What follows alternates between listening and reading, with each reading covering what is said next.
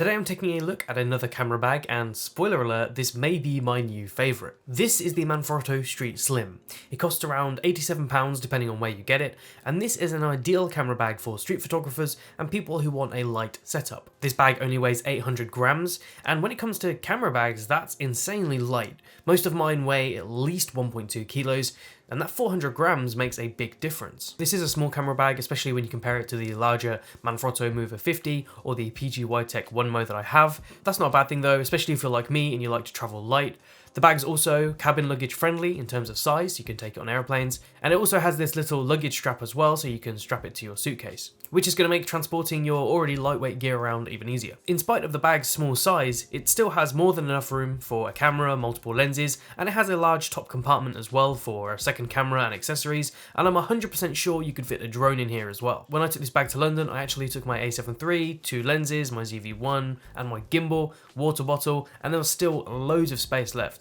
So looking inside the camera compartment then in terms of protection and space, we have two rigid Manfrotto M-Guard protection pads. These are made of high density EVA foam and offer great protection for your gear. They're removable and adjustable as well, giving you enough options to organise your gear how you like. My only criticism of this bag, and it's not a deal breaker, but my camera seems to have a lot of breathing room in this compartment. And that's because I just use prime lenses, but if you have a 70-200 or something like that, I'm sure the camera will fit better. That being said, I've not had any issues with the camera being like thrown about inside the bag or anything like that. Once the zip's done up, it's fine, you're good to go. The one standout feature of this bag is the ability to remove the camera compartment entirely and swap it around, so you can have your access from either the front or the back. Now this is advertised as being something people can do in an instant, but it's definitely not that easy to change it. There's a lot of Velcro and elastic latches that you need to use. Although I appreciate what Manfrotto is trying to do here by giving us different options and how we can access our gear, I would never use that front compartment to put my camera stuff. Someone could literally just unzip it and take your camera gear if you're on a train or something like that. No way. I'm always going to have the camera compartment facing my back, and I don't know any photographers that would choose to have their camera facing away from them. I guess this feature is useful though if you want to take out the camera compartment entirely and just use the bag as a standard backpack, put clothes in there and stuff like that, and then you can just access it from the front. But I would never want my gear so exposed at the front. Still a cool option, but yeah, I'll stick to the back. One thing I do love about this bag, and it's such a small thing, but I really like it, the fact that there's two side compartments on the bag. So you can put water, a tripod, whatever you want inside, a gimbal.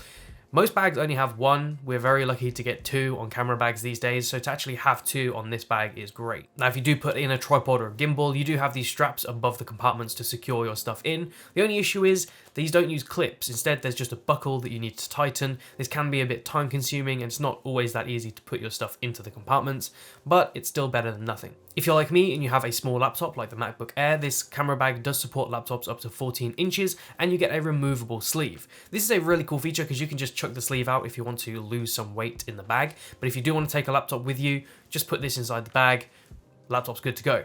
There is a good amount of padding. I wouldn't say it's great, could definitely be a bit more, but this should be more than enough to protect your stuff. These little loop rings at the side of the bag are actually designed for the street crossbody pouch, which can be used to store your phone, keys, tickets. I don't have this to test though, so I can't really comment on it. For most people, this crossbody pouch might not be necessary because you can actually put your phone on the left shoulder strap, which is a really useful feature. And on the right shoulder strap, we also have this extra little mounting system that you can use for a tripod or whatever you want really. I have a bunch of camera bags that don't really have any options like this, so when you want to add extra things to it, you just can't. So it's great to have this option on the Street Slim. Taking a look at the actual materials and quality of the bag in general, I think the bag is great for the price. I think Manfrotto have cut a few corners though compared to their other bags. Like instead of these nice metal pull tabs that we get on the Mover 50, the Street Slim just has these fabric tabs. This definitely isn't a deal breaker, but it does feel like there's a quality difference between Manfrotto's more expensive bags and this one, but I think that's to be expected. Something I think that people will either love or hate about this bag is the colour. This kind of dark green, it's definitely not my favourite colour, and I'd have much rather this bag to have just been black or tan or I don't know, something other than green. You may love green though, this is just my personal preference. If you like it, then this bag is going to be perfect.